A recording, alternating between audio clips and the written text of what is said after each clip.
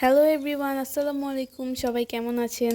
আজ দেখাবো খুব সহজে কিভাবে মজাদার স্বাদে রুই মাছের পেটি দিয়ে চচ্চড়ি তৈরি করা যায়। প্রথমে একটা রুই মাছের পেটির টুকরোকে ছোট ছোট টুকরো করে কেটে সুন্দর করে ধুয়ে পরিষ্কার করে নিয়েছি। এবার একটা প্যানে দিয়ে দিব কিছু পরিমাণ সরিষার তেল। যে কোনো চচ্চড়িতে সরিষার তেল দিলে চচ্চড়িতে একটা ঝাঁঝালো ফ্লেভার আসে। তেল গরম হয়ে আসলেই দিয়ে দিব কিছু পরিমাণ পেঁয়াজ কুচি। পেঁয়াজগুলোকে তেলের মধ্যে কিছুক্ষণ নেড়ে চেড়ে নিব। এবার দিয়ে দিব কিছু পরিমাণ টমেটো কুচি। টমেটোগুলোকে পেঁয়াজের সাথে তেলের মধ্যে কিছুক্ষণ নেড়ে চেড়ে নিব।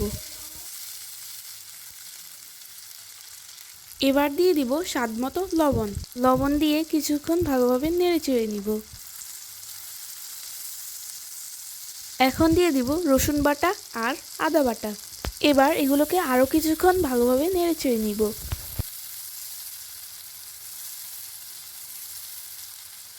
এবার দিয়ে দিব সামান্য পরিমাণ পানি। পানি দেওয়ার পর একে একে হলুদ গুঁড়া, মরিচ গুঁড়া আর সামান্য পরিমাণ জিরার গুঁড়া দিয়ে আরও কিছুক্ষণ ভালোভাবে নেড়ে চেড়ে নিব।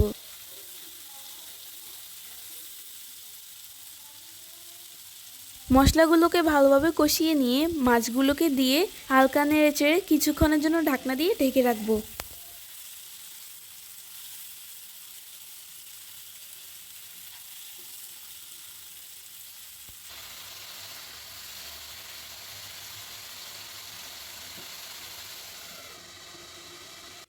কিছুক্ষণ পর ঢাকনা উঠিয়ে মাছগুলোকে নেড়ে চেড়ে আবারও কিছুক্ষণের জন্য ঢাকনা দিয়ে ঢেকে রাখবো।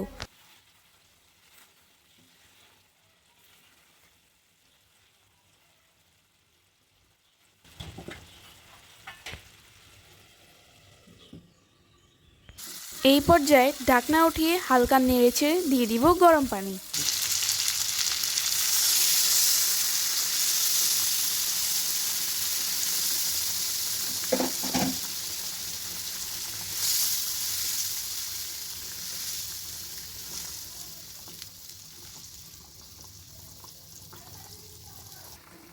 হয়ে আসার 10 মিনিট আগে ফ্লেভারের জন্য দিয়ে দিব সামান্য পেঁয়াজ কুচি আর কয়েকটা কাঁচামরিচ।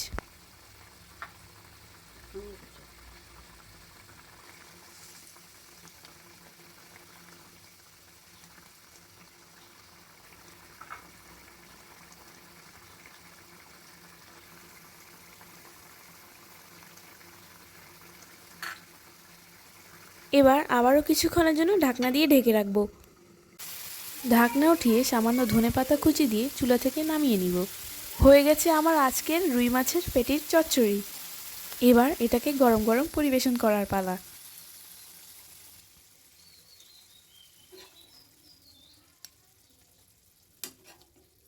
আজ এই পর্যন্তই। ভালো থাকবেন সবাই। আল্লাহ হাফেজ।